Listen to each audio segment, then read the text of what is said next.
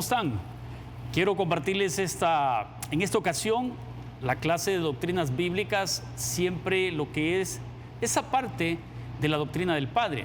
Pero en esta ocasión quiero compartirles sobre los nombres de Dios. Y vamos a ver uno de los temas más polémicos existentes en lo que es nuestras doctrinas, que es el tema del Dios Trino, la Trinidad en sí. Quiero comenzar con los nombres de Dios. Cuando se habla de los nombres de Dios, acá ustedes pueden ver en la lámina 1 que cuando se dice que los nombres de Dios, estos son tres nombres compuestos que se encuentran pues para la deidad. Son los tres nombres principales que se le otorgan a Dios. Entre ellos tenemos a Jehová, Elohim y Adonai. Estos nombres nos van indicando la necesidad de que nosotros como hijos de Dios nos vayamos apropiando correctamente de ellos. Esos tres nombres, pues son esos nombres los cuales usted debe tener muy presentes, porque vamos a hablar de ellos y de igual manera de cómo a través de toda la Biblia está su extensión. Como le compartía, estos tres nombres son los tres nombres de nuestro Señor, son los principales. Ahora, dentro de este tema, tenemos que esos tres nombres se pueden componer entre sí. Por ejemplo, escuche, Jehová Elohim. ¿Qué significa? Jehová Dios. Adonai Jehová, ¿qué significa?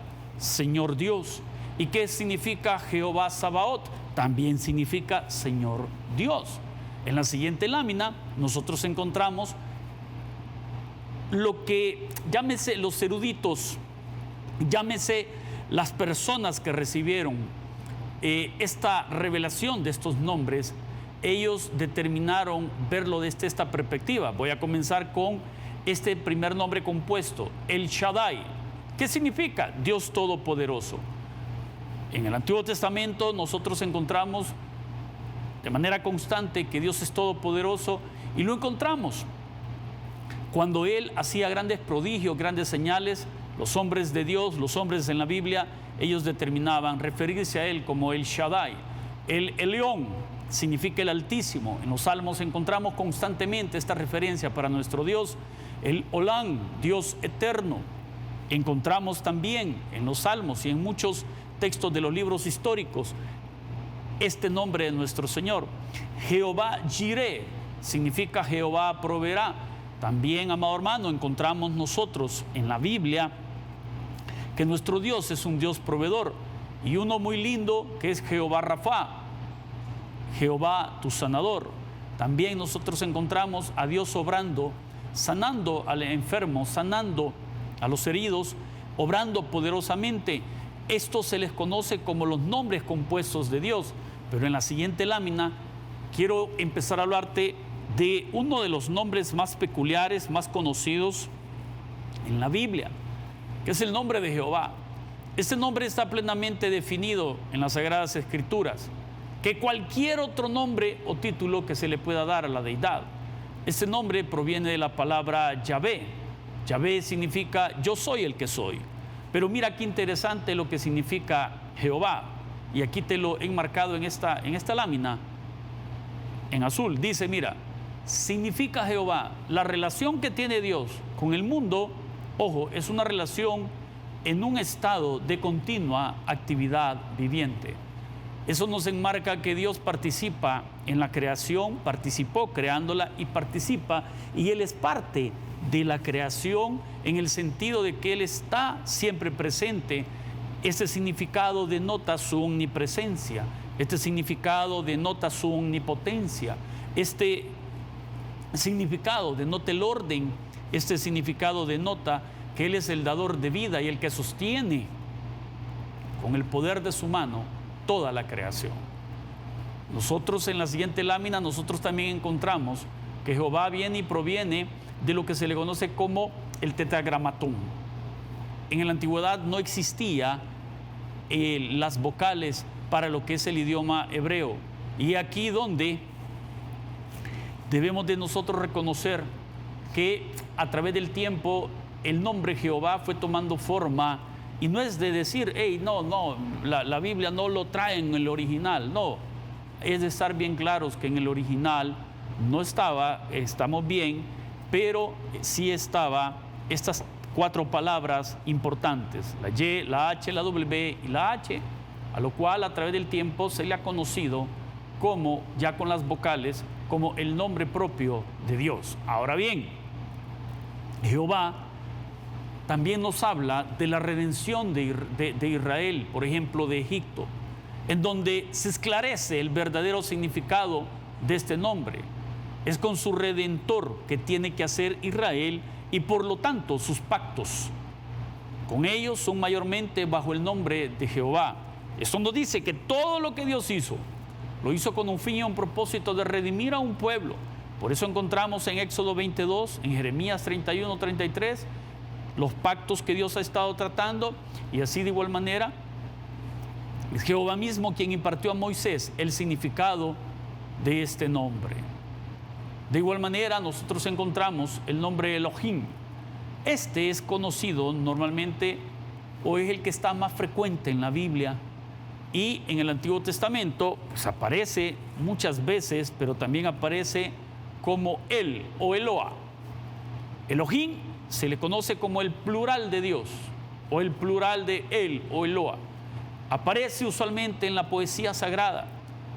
Este nombre significa que Él es fuerte, que Él es el que te sostiene.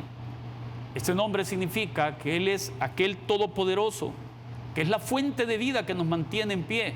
Por eso Él es el fuerte, Él es nuestra roca, quien es fiel en sus pactos, en lo que ha tratado y está haciendo contigo, que es digno de que tú y yo le demos reverencia y le mostremos respeto.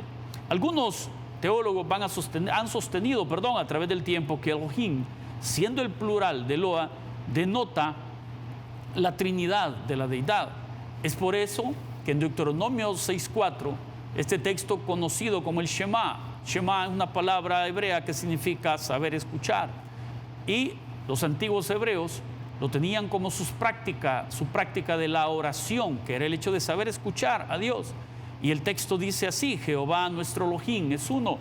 Hace entonces énfasis en la unicidad de Dios y no en la divisibilidad de la deidad. O sea, en que como que trabajasen cada uno por su lado. Es muy importante y muy valioso que nosotros conozcamos estos significados. Elohim, desde la antigüedad, ha hecho hincapié en la fortaleza que nosotros podemos encontrar en Dios, en esa fuerza que Él puede transmitirte si tú pones tu fe en Él. Elohim nos hace ver como el plural de Dios, que cuando aparece ese nombre existe una referencia a la participación misma del Padre, del Hijo y del Espíritu Santo dentro del ámbito de la creación y dentro del ámbito de nosotros como seres humanos. Ahora bien, el nombre Adonai viene de Adón. Ese nombre de la deidad aparece con gran frecuencia en el Antiguo Testamento. ¿Y sabes qué expresa? Expresa dominio, expresa posición, expresa soberanía, expresa control. Él es el Señor, Él es aquel que tiene el control y el dominio de tu vida y de la vida de todo ser viviente, de todo ser creado y de toda la misma creación. Adonai se ocupaba mucho para hacer ver el dominio, el poderío que Dios tiene y Dios ejecuta a través de toda la historia del ser humano. Con estos nombres es muy importante estar bien claros de que Él se movió, Él caminó a la par de todos aquellos grandes hombres que aparecen en el Antiguo Testamento. Y ahí donde Él se fue dando a conocer, poco a poco Él se fue dando a conocer para con cada uno de ellos. Ahora a nosotros nos ha correspondido ya en nuestros tiempos, desde la venida de nuestro Señor Jesucristo, ir viendo que estos nombres se han ido tomando forma en el Nuevo Testamento. Adonai es una referencia, insisto, al dominio, a la posesión y a la soberanía que el Padre, el Hijo y el Espíritu Santo tienen. Así también Elohim hace ver, como les compartía, la fortaleza misma que Dios da, que Dios muestra a través de, y se lo muestra a Dios, se lo está mostrando el Padre, el Hijo y el Espíritu Santo. Por eso es muy importante. Mira en la siguiente lámina. En la siguiente lámina quiero ya introducir el tema de la Trinidad. Pues habiendo investigado la verdad sobre la existencia de Dios, lo que estuvimos viendo en clases anteriores, habiendo exhibido muchas evidencias de sus perfecciones, como se observa en los atributos que vimos, en su personalidad, viendo su soberanía, viendo la revelación de sí mismo que Él da a través de todos sus nombres. Ahora falta también inquirir si Dios es, según su modo de existencia, una absoluta unidad que subsiste como una pluralidad de personas. Oiga, vamos a hablar entonces de la Trinidad. La Trinidad es uno de los dogmas centrales de la fe cristiana, de la fe que tú y yo tenemos. Va a representar el misterio fundamental de la naturaleza misma de Dios. Pues según esta doctrina existe un solo Dios que subsiste eternamente como tres personas: Padre, Hijo y Espíritu Santo. La gran mayoría podemos conocer esto. Ahora, la intención de esta clase es que lo podamos comprender. Y ahí donde la esencia misma de la Trinidad debemos de verlo tal cual como lo enuncio en esta lámina. Oiga, aunque se habla pues de tres personas, es la teología cristiana la cual va a sostener a través del tiempo firmemente que no son tres dioses, lo cual, si decimos que son tres dioses de manera así directa, estaríamos hablando de un politeísmo. No. Nuestra teología enmarca que son tres personas y es un solo Dios, ¿sí? Un solo Dios. La distinción entre las personas no reside en su naturaleza, porque tienen la misma naturaleza o esencia o personalidad, ya que los tres son plenamente divinos, los tres son plenamente eternos y los tres tienen los mismos atributos. Los tres son omnipresentes, omniscientes, omnipotentes. Los tres tienen aceidad, los tres tienen inmutabilidad. Entonces, y así muchos más atributos. Los tres son justos, los tres, pues, en ellos, amado hermano, existen todos estos atributos. Ahora, es muy importante entender que la distinción entre ellos está en las relaciones mutuas y en los roles que ellos han determinado, ojo, en la historia de la raza humana y la restauración de ella. Las tres personas, el Padre, es considerado la fuente, el origen de todo lo existente. Es el Creador, es quien envía al Hijo y al Espíritu Santo. El Hijo, nuestro Señor Jesucristo, es la palabra, es el Logos. Es el Logos de Dios hecho carne. Así lo dice Juan 1.14, así lo dice Juan 1.1, 1.2. Y Él es la segunda persona de la Trinidad, quien se encarnó en la historia humana para la redención de ella misma. Y el Espíritu Santo es la tercera persona, descrita como el Consolador, aquel que guía, aquel que viene y te sella, aquel que viene y hace de ti una morada y hace de ti templo. Es aquel que te santifica por la sangre poderosa derramada en la cruz del Calvario. Es aquel que procede del Padre y procede del Hijo. Y en la siguiente lámina que tú puedes ver, es importante considerar la unidad y distinción. Entonces, las tres personas son coeternas y son consustanciales. ¿Qué quiere decir eso? Que comparten la misma personalidad, o sea, los mismos atributos, comparten la misma esencia, la misma sustancia divina, comparten esa personalidad, esos nombres divinos. No son modos, no son formas en que Dios se ha presentado, sino son personas reales que existen simultáneamente en una unidad perfecta para ti y para mí. Ahora, en estas consideraciones importantes hay que entender que esta unidad es un misterio de fe, como te mencionaba al inicio. La teología cristiana clasifica la Trinidad como un misterio. ¿Por qué es un misterio? Dios en la Biblia ha manifestado muchos misterios, ha dado a conocer muchos misterios que nos corresponde a nosotros, a ti, a mí, indagar, investigarlos. Nos corresponde a nosotros estudiar las Escrituras para que esos misterios os sean revelados. Es así como se considera que la Trinidad, el Espíritu Santo es aquel que la revela para todo aquel que viene e indaga y estudia la Biblia. Por ende, esto significa que si bien puede ser objeto de estudio intelectual, puede ser un estudio de objeto de reflexión, supera cualquier capacidad de la razón humana para comprenderlo completamente.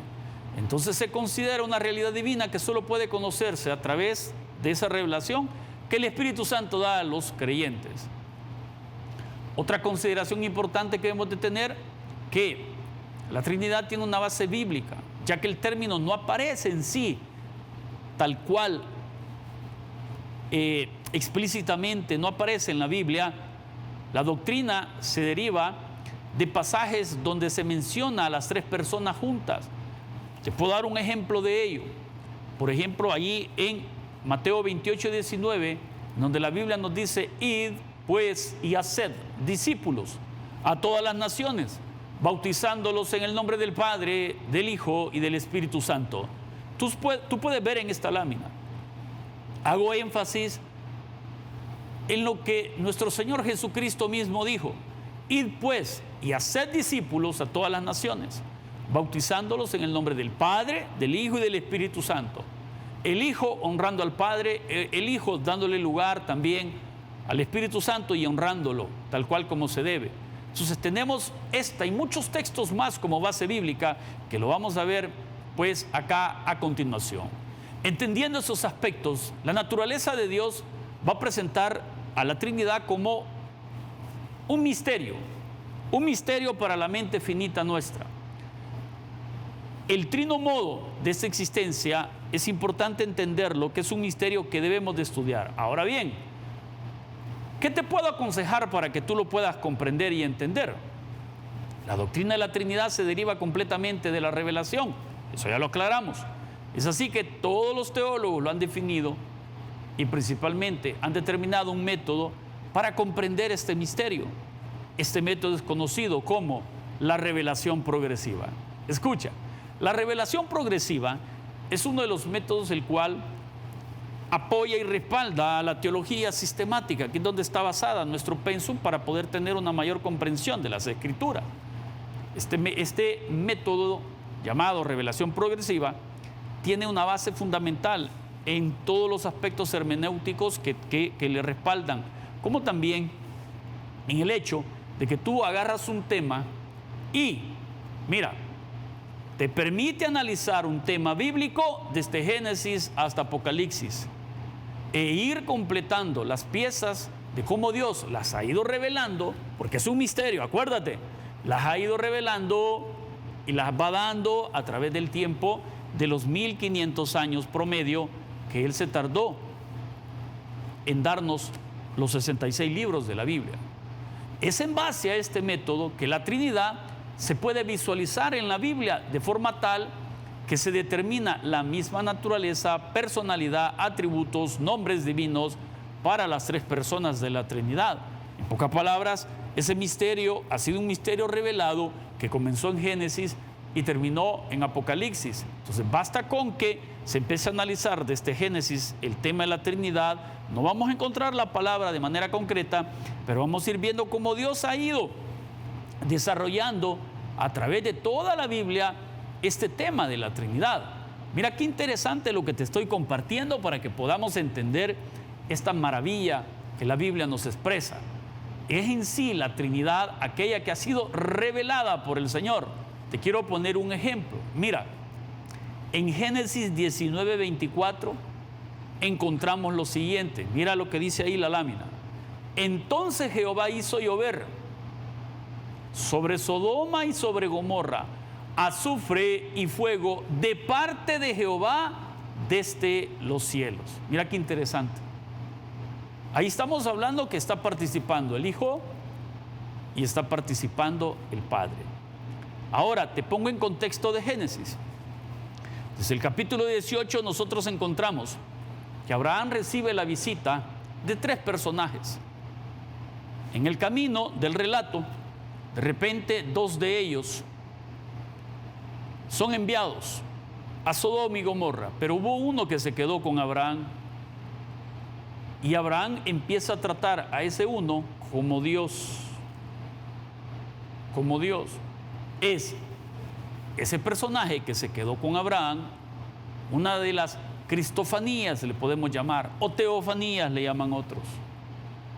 Era Dios manifestándose en carne.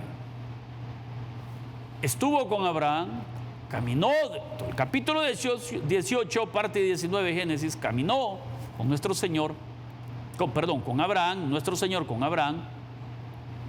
Y nosotros venimos, y al hacerle el análisis, encontramos ya en el 19, ya se estaba dando el evento de Sodoma y Gomorra. Encontramos este versículo 24, que nos dice que Jehová hizo llover sobre Sodoma y sobre Gomorra azufre y fuego de parte de Jehová desde los cielos. Mira qué interesante, la participación de los dos. Se empezaba a revelar. Así encontramos también allá, iniciando Génesis, que él dice, hagamos. Ahí está el Elohim. Encontramos ahí en Génesis 11, descendamos.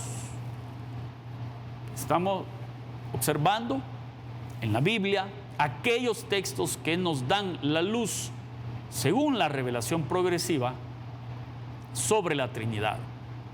Mira también otro texto muy interesante. Isaías 48, 16. Isaías 48, 16 nos dice, acercaos a mí, oíd esto. Desde el principio no hablé en secreto. Desde que eso se hizo, ahí estaba yo. Y ahora me envió Jehová el Señor y su Espíritu.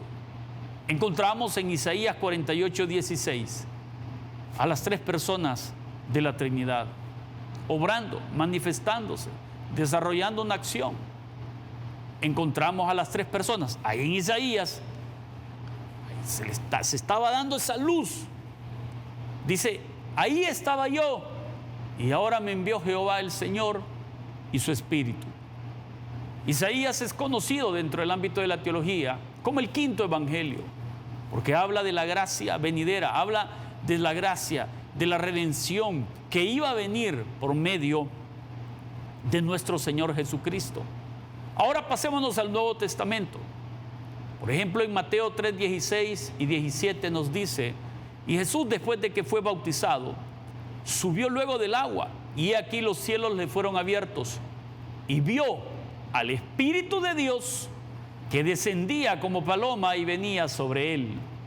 Y dice el versículo 17, presta atención, y hubo una voz del cielo que decía, este es mi Hijo amado, en quien tengo complacencia. En el verso 16 encontramos a Jesús siendo bautizado, siguiendo y respetando uno de los principios fundamentales que Él estableció y nos dejó como ejemplo. Él lo hizo por darnos un ejemplo, pero vemos en esa obediencia, en ese ejemplo, que luego que Él subió del agua, el Espíritu Santo vino sobre Él, como dice acá el versículo. Y de repente en el verso 17 encontramos al Padre diciendo, en el 16 vemos al Hijo y al Espíritu Santo, segunda y tercera persona de la Trinidad, pero en el 17 encontramos al Padre diciendo, este es mi Hijo amado, en quien tengo complacencia. Mira qué interesante, todos estos versículos nos hablan de la Trinidad. No directamente aparece la palabra Trinidad, pero sí nos habla de las tres personas. Hay textos como en Hechos, que nos habla de la Trinidad. Hay textos en Juan, hay textos en Pedro, hay textos que Pablo hace mención en sus cartas, en donde él hace ver que ahí está el Padre, el Hijo y el Espíritu Santo. En las salutaciones encontramos que Pablo dice, os saluda Pablo, el apóstol, bajo la gracia del Padre y la redención del Hijo. Estoy parafraseando el texto. Pero a Pablo, ¿quién tenía en su corazón? ¿Quién le estaba guiando en ello? El Espíritu Santo. Y el Espíritu Santo no vino a hablar de sí, pero ahí estaba guiando a Pablo a la hora de escribirlo, de escribir todas sus cartas. Por eso es valioso, importante poder entender en base a la revelación progresiva la Trinidad. En la siguiente lámina nosotros encontramos, de igual manera, Mateo 28, 19, texto que ya te lo había mencionado, pero que dice, haced discípulos a todas las naciones y bautizarlas en el nombre del Padre, del Hijo y del Espíritu Santo. Oye, en este verso se encuentran las tres personas. Ahora mira lo que dice Primera de Juan 1:2.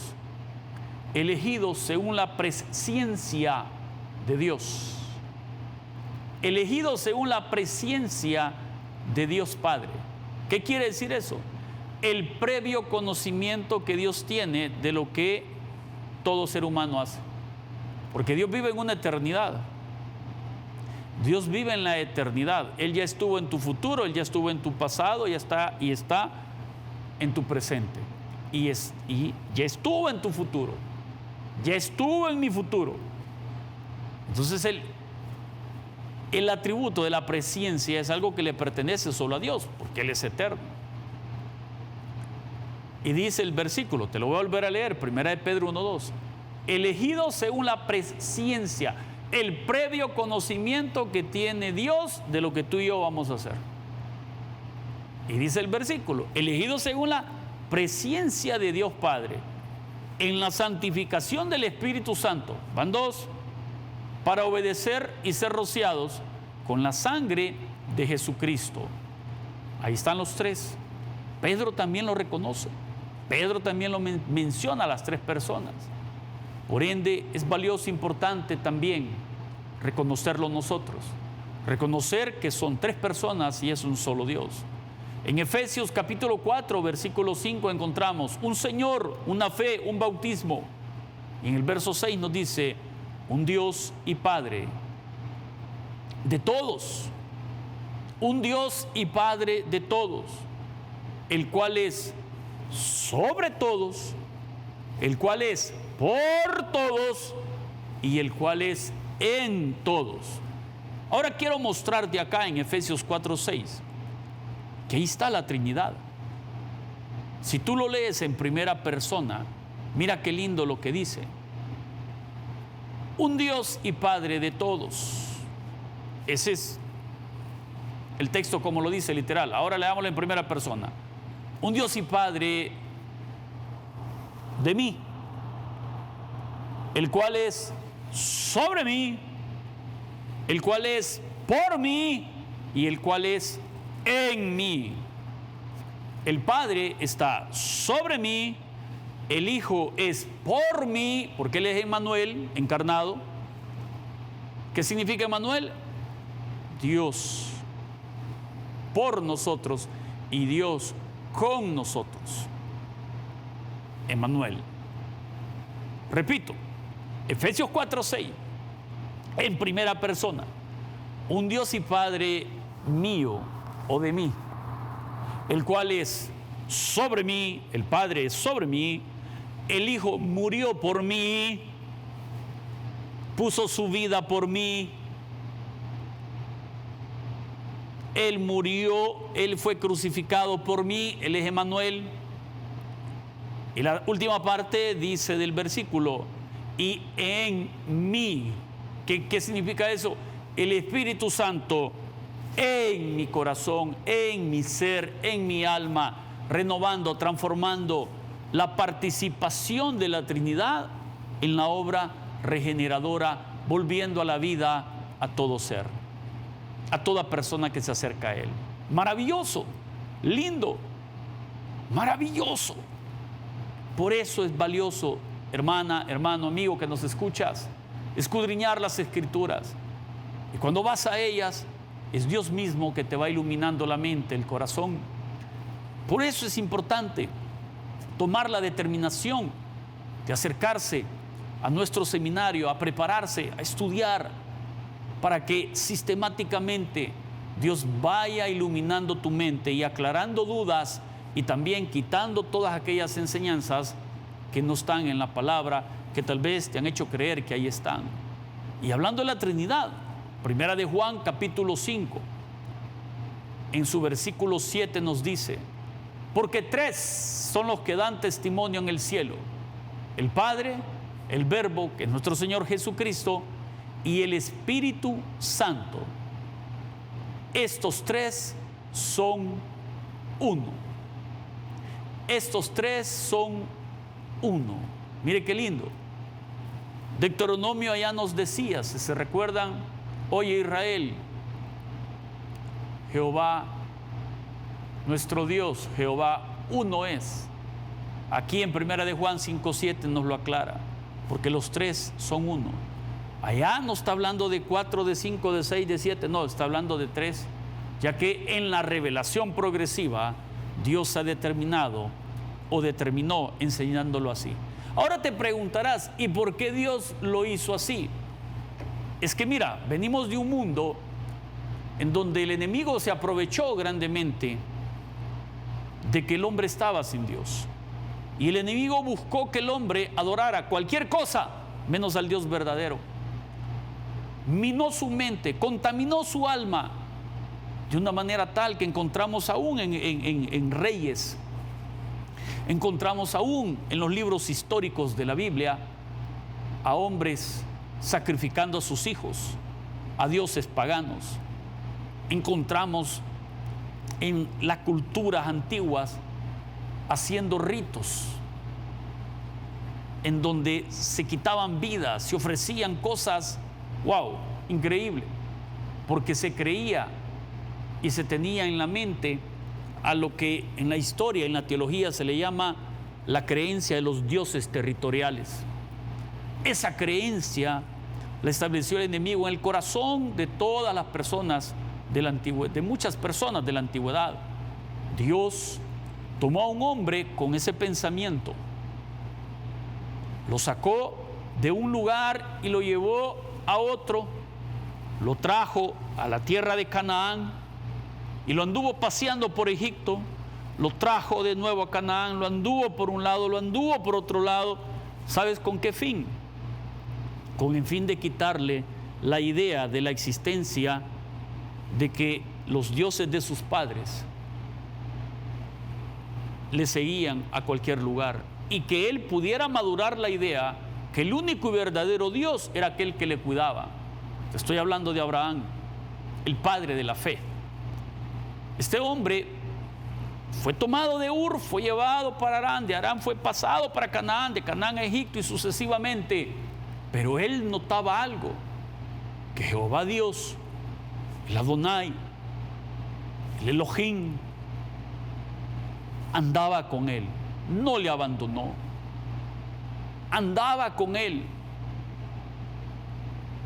y le quitó la idea de que en cada pueblo donde él tenía que llegar tenía que levantarle un altar al Dios de ese pueblo, al Dios de esa tribu, y entendió que donde él llegaba tenía que levantarle un altar al único y verdadero Dios, al cual él y gran parte de su familia adoraron y exaltaron. Por eso Dios en la antigüedad no se dio a conocer en tres personas y en un solo Dios, ya que la gente podía confundirse, sino que determinó sabiamente tomar a un hombre y de él, como dice Hebreos, hacer una nación que lo compartiera, una nación que lo predicase, una nación que enseñase de este Dios, que a través de los tiempos, en todos los contextos de la Biblia, podemos encontrar que a Israel también le costó salir de la idolatría. Adoraban a Dios, al Dios único y verdadero, pero también adoraban a falsos dioses. Por ende, a Dios, para poderse revelar a Él, que es Padre, es Hijo y Espíritu Santo, tuvo que Él tomar la semejanza de hombre, no la igualdad, la semejanza de hombre, para darse a conocer. Mis amigos, hemos llegado al final de esta clase. Espero, con lo que te he compartido, pueda ayudarte a poder seguir creciendo en la fe. Y te invitamos a que tú puedas animarte a aprender aún más de la palabra del Señor. Te invitamos a que participes como estudiante en nuestro seminario, en nuestro Colegio Bautista de Teología. Que Dios bendiga tu vida grandemente.